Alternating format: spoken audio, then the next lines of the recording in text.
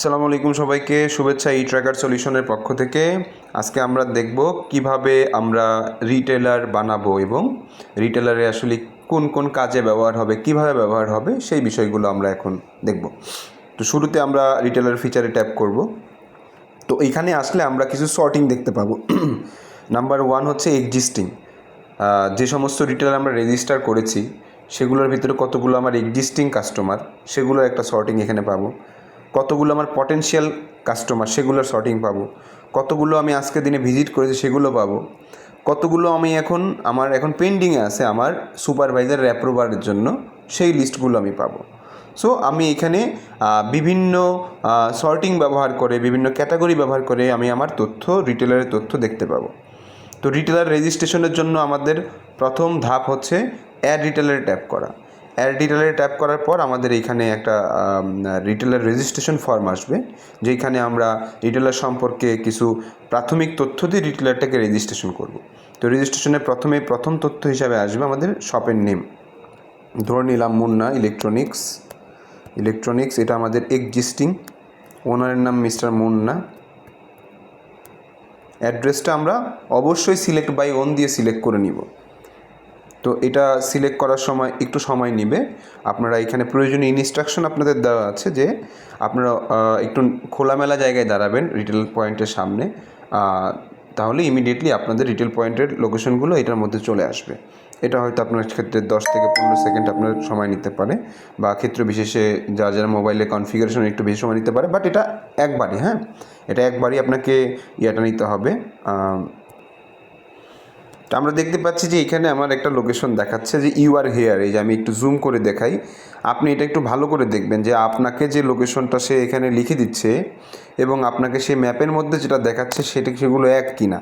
যদি আপনার লোকেশন এবং আপনাকে যে লোকেশনটা সে দেখাচ্ছে সেটা যদি এক হয়, আপনি এখানে ইউজ দিস লোকেশন দিতে পারেন, অথবা এটা রিফ্রেশ করতেই থাকবে, আপনাকে আর যত বেশি অ্যাকুরেট দেওয়া তত বেশি অ্যাকুরেট দিতে থাকবে। তো আমার কাছে দেখা যাচ্ছে যে আমার লোকেশন মোটামুটি একদম হুবহুব অ্যাকুরেট আছে পজিশন অনুযায়ী। আমি এটাকে গেট করে দিই, ইউজ দিস লোকেশনে ট্যাপ করব। আমার লোকেশন এন্ট্রি হয়ে গেছে। এখন আমি এরপর আমার ফোন নাম্বার দেবো ওই রিটেলারের 01 একটা নাম্বার দিলাম। আমি ক্লাসিফিকেশন বলে দিব, এটা হচ্ছে তার সেলিংয়ের ক্যাপাসিটি অনুযায়ী। যদি তার সেলিং যদি 25 থেকে 50K হয় মান্থলি আপনার সেল, তার সাথে আপনার সেলটা সেটা মিডিয়াম, বিগ হলে 50 থেকে 100K সেল মান্থলি, স্মল হলে 0 থেকে 25K সেল মান্থলি। সো এই সেলগুলো আপনি দেখে তার ক্লাসিফিকেশনটা করবেন। আমি দিয়ে নিলাম এটা big shop. Location type urban, rural, metro, এটা কি আসলে শহরে নাকি গ্রামের নাকি মেট্রো শহরে সেটা আপনি সিলেক্ট করে নেবেন। আমি ধরে নিলাম এটা মেট্রোতে আছে। ব্যাজ আছে যে তার আসলে পেমেন্ট টাইপটা কেমন, সে কি অন টাইম পেয়ার নাকি ক্রেডিট রিস্ক নাকি লয়াল কাস্টমার, সেটা আমি এখানে দিয়ে দিলাম সে অন টাইমে পেমেন্ট করে। চ্যানেল বলতে হচ্ছে সে কোন চ্যানেলে তার কাছে মালটা পৌঁছে, সে কোন চ্যানেলে মালটা পারচেস করে ওই রিটেলারটা, সেটা আমি বলে দেবো। ধরে নিলাম এটা সে ডিবি সেন্টার থেকে মাল নেয় আমার। এবার কোন ডিবির আন্ডারে, অবশ্যই ম্যান্ডেটরি আপনাকে ডিবি মেনশন করতে হবে, অথবা অন্যথায় এটা রেজিস্ট্রেশন হবে না। টেরিটরিটা আমার বলে দেবো, আমাকে যে টেরিটরিগুলো অ্যাসাইন করা হয়েছে সেই টেরিটরিগুলো পাবো আমি এখানে। এরপর হচ্ছে আমার রুটটা আমাকে বলে দিতে হবে কোন রুটের আন্ডারে সেটা পড়েছে। এরপর হচ্ছে ডিভিশন কোনটা, এটা গভর্নমেন্টের ডিভিশন, এগুলো আপনাদের ডিভিশন না। গভর্নমেন্টের ডিভিশনগুলো বলে দেবেন, ঢাকা ডিভিশন হতে পারে আপনার। এখানে আমরা দিতে পারি ঢাকা ডিস্ট্রিক্ট দিতে পারি, ঢাকা মেট্রো। পুলিশ স্টেশন দিতে পারি, আমার এটা কি বাড্ডা দিতে পারি আমি। ভিলেজ থাকলে দিলাম, না থাকলে নাই, আমি সাবমিট করে দিলাম। Contact number must be 11 digit. তাহলে কন্ট্যাক্ট নাম্বার আমার এখানে তো বেশি হয়ে গেছে বা কম হয়ে গেছে, আমি একটু দেখি,